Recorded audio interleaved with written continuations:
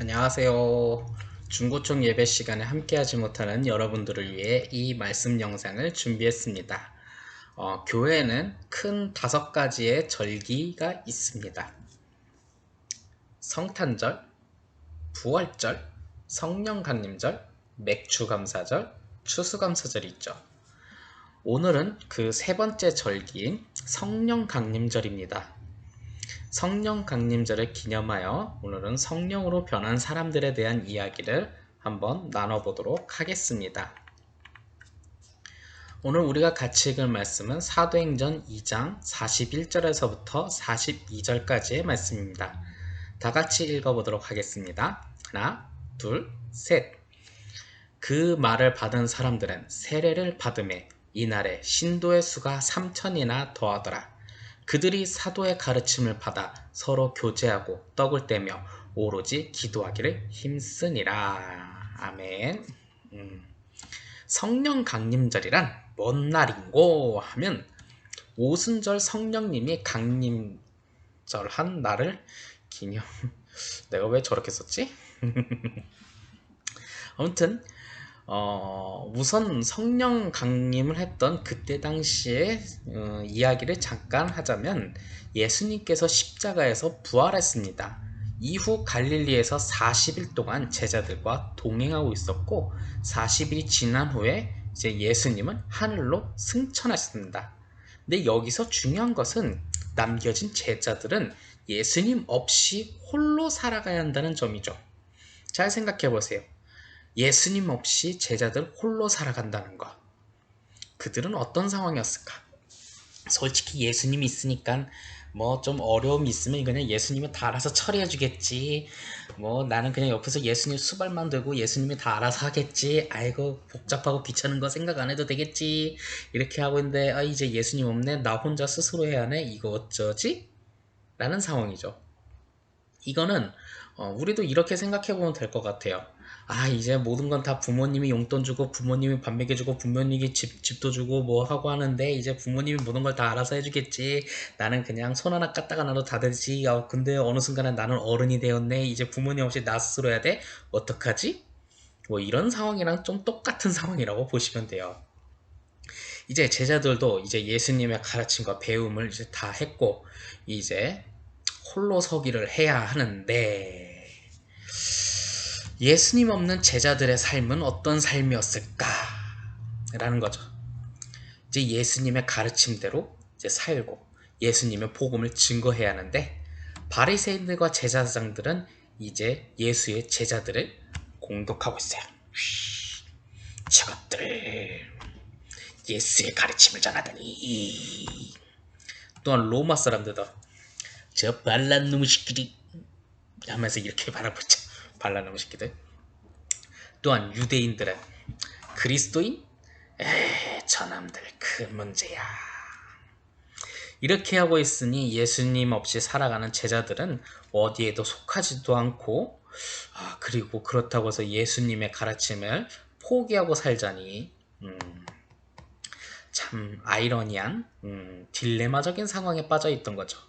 그럴 때 예수님은 사도행전 1장 4절에 이렇게 말씀합니다. 예루살렘을 떠나지 말고 내게서 들은 바 아버지께서 약속하신 것을 기다리라 라고 그런 거죠. 근데 그것도 예루살렘에서 기다리라고 합니다. 자, 한 번쯤 생각해보죠. 예루살렘에 이 제자들을 공격하는 무리들이 많이 있을까요? 적게 있을까요? 예루살렘은 중심도시. 거기에 어마어마하게 많이 모여있고 거기에 몰려있으니 더 위험한 상황이죠. 이게 말 그대로 그냥 와서 그냥 몽둥이로 맞는 것이 아니라 십자가에 매달려서 죽을 수도 있거든요. 이게 십자가에 매달려서 영화 같은 데 보면 팬티는 입고 그냥 꼭대기에 매달고 죽을 때까지 그냥 매달아 놓는데 사실은 팬티도 홀라당 벗겨버리는 거거든요. 이게 수치스러운 거예요. 이게 참 나쁜 형벌이야. 이게 옛날 대하 드라마에서 보면 그 저자의 목을 베고 저작거리에 효수하라 해서 이제 반란하고 하면 다 이렇게 될 거야 하면서 사람들이 보면서 이제 그런 건데, 이건 목을 안 베고 그냥 있는 그대로 그냥 옷을 홀라당 벗겨놓고 그냥 사람들 다 보게 그냥 홀라당 하니 얼마나 수치스러운 겁니까? 이 제자들도 예수님처럼 또 그렇게 될 수도 있으니 얼마나 불안합니까? 예수님은 그래도 하나님의 아들이니까, 응? 독생자니까 좀 그렇다 치지만 제자들은 뭡니까? 얼마나 무섭고 두려워하고 떨겠어요. 그런데 이럴 때 하나님께서, 아버지께서 약속하신 것을 기다리라고 하니, 이때 아버지께서 약속하신 것이 무엇인고 하면 바로 성령 강림절에 중요한 성령인 거죠. 예수님 없는 제자들에게 이제 성령님이 함께한다는 예수님의 말씀을 증거한 거예요. 그리고 제자들은 예수님 없이 살아가는 그 제자들에게 성령님을 기다렸고, 그리고 오순절날 바로 성령님이 제자들과 함께하는 위대한 역사가 일어났던 거죠. 그렇다면 성령님이 함께하면 어떤 일이 벌어지는고 하면 사도행전 2장 38절에 보면 당당하게 예수님의 가르침을 전파하는 모습이 있습니다. 그런데 솔직히 제자들은 무서우면서 두려우면서 떨고 그냥 겁먹은 사람들인데, 그들이 그냥 이 세상 가운데 당당하게 주님의 복음을 증거하고 있는 거예요. 솔직히 말해서 밖에 나가서 전도하다가 하면 돌 맞을 것 같아. 십자가에 매달려서 옷 홀라당 벗겨버리고 그냥 그럴 것 같아. 아이고 무서워 이렇게 하는데, 아니야 무섭지 않아. 그래도 주님을 향해서 당당하게 복음을 전할 거야 하면서 이런 180도 다른 모습으로 변한 거예요, 이들이. 이 모습을 보고 우리가 한 번쯤 생각한 거죠. 누군가는 이렇게 생각하죠. 겁대가리 상실했나? 라고 생각하는 사람도 있겠지만, 이들에게 있어서의 삶이 변한 거예요. 또한 그것뿐일까요?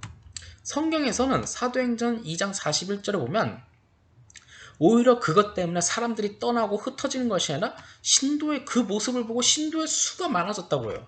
사람의 수가 많아지니까 오히려 로마 정부나 유대인이나 바리새인이나 제사장들이 오히려 그걸 더 함부로 건들기가 더 힘들어진 면은 좀 있죠. 또한 사도들의 가르침을 받았고 서로 교제하고 기도하는 사람들이 되었다는 거예요. 그 이전엔 그런 모습이 아니었으나 바로 주님을 따라 살아가는 그들이 새롭게 변했다라고 성경은 말하고 있죠. 즉 뭐냐? 성령이 우리에게 임하시면 이전과는 다른 새로운 그리스도인의 삶을 살아간다는 것을 오늘 말씀에서 말하고 있습니다. 이것은 즉 뭐냐? 성령이 이 땅에 임할 때, 여러분들에게, 여러분 자신의 마음속에 임할 때 이전과는 다른 부족하고 연약하고 나약한 그 모습이 당당하고 자랑스러운 멋진 그리스도인의 삶으로 바뀌고 변화된다는 것을 오늘 말씀에서 말하고 있는 거죠. 그렇게 우리는 그리스도인이 되고 세상 가운데 주님의 복음을 증거하고 더 멋지고 더 잘나고 더 예쁘고 멋있고 날씬해지고 더 주님의 능력으로 살아갈 수 있다는 것을 오늘 말씀에서 말하고 있는 거죠. 여러분들은 여러분들 자신을 볼 때 어떻게 생각하십니까? 어쩌면 하나님과 단절된 삶을 살다 보니 여러분들의 삶이 어쩌면 더 비참하고 연약해 보일 수도 있습니다. 하지만 하나님의 말씀이 여러분들 코에 생기가 불어넣어질 때, 그때 그 모습은 바로 멋진 그리스도인의 삶, 하나님의 창조된 그 멋진 모습을 갖고 있죠. 그러기 위해선 여러분들이 바로 성령 강림절에 임하신 성령님과 동행하기를 원합니다. 그러할 때 여러분들과 성령님이, 그리고 여러분들은 이전과 다른 멋진 그리스도인의 삶을 살아갈 것입니다. 우리 함께 그러한 삶을 살아갈 수 있기를 간절히 소망합니다. 오늘의 말씀은 여기까지입니다. 끝!